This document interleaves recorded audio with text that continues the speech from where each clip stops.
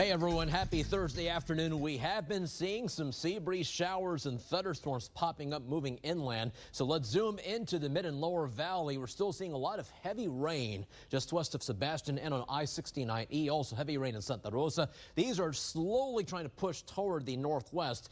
Let me stop the radar here, add some hail indicators. We were looking at about an inch of hail, inch diameter hail just around Santa Rosa. That is slowly starting to come down just a bit, but watch out for some hail if you're south of Sebastian, north of Santa Rosa and east, and just around 69E northwest of La Sana.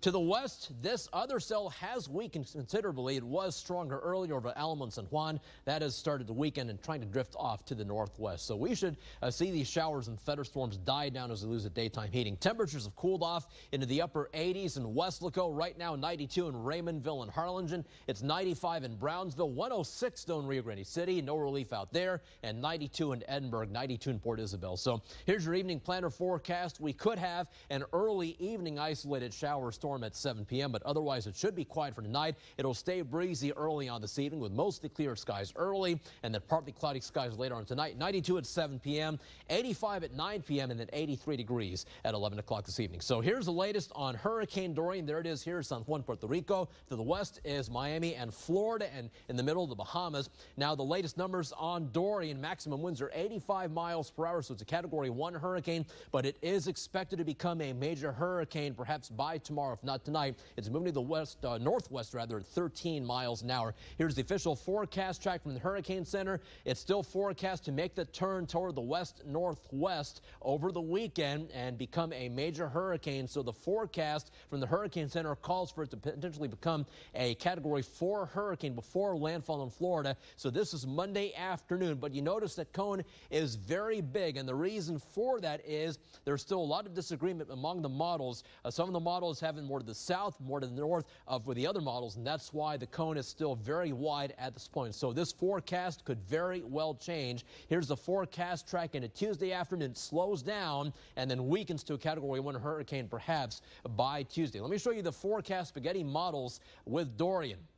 Now, most of them agree moving through the areas, rather moving up to the Bahamas, but then there's more of a spread as it moves over Florida by next Tuesday and Wednesday. So because of this spread, that is why that forecast cone is very big once the forecast cone moves into the state of Florida. So we'll just have to keep watching and seeing. As we get toward Friday and Saturday, there should be some more clarity as to where this system heads. And here's another reason for the uncertainty. So here's future track. Now, for us here in the valley, it just stays hot into the weekend, of course, with high temperatures in the upper 90s and triple digits. Very small chance for a shower. High pressure aloft still keeps things hot for us, and that high is out to the southwest. We actually have two highs. One is in the southwest. The other one is to the east of Dorian in the Atlantic Ocean. That's the Bermuda High. So because of weakness in these two highs, Dorian's expected to move along through that weakness and then head toward the Bahamas and Florida. So this model calls for Dorian to make landfall perhaps north of West Palm Beach, south of Melbourne, and then track through central Florida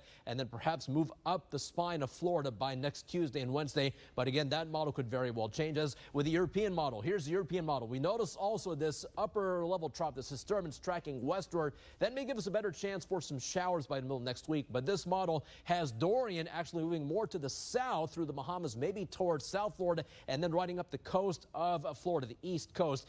These models have changed many times. They probably will change again and again over the next few days. So for us, just mainly dry here in the valley, 20% chance of some spotty thunderstorms on Saturday, and then it's mainly dry on Sunday. On the water, we'll have winds out of the southeast at 5 to 15 knots. The bay waters are moderate chop, and the seas 1 to 4 feet. Here's your first Warn 5 AccuWeather forecast. An early isolated shower or storm with lows in the upper 70s. Then for tomorrow, still hot, still breezy, mainly dry with a high 100. Over the next 7 days, at least the high temperatures slowly start to come down. We're back to 98 Sunday, 96 Labor Day Monday with a 20% chance of some spotty thunderstorms. Then there's a 30% chance of scattered thunderstorms Tuesday and Wednesday with highs in the mid-90s. That is your first Warn 5 forecast.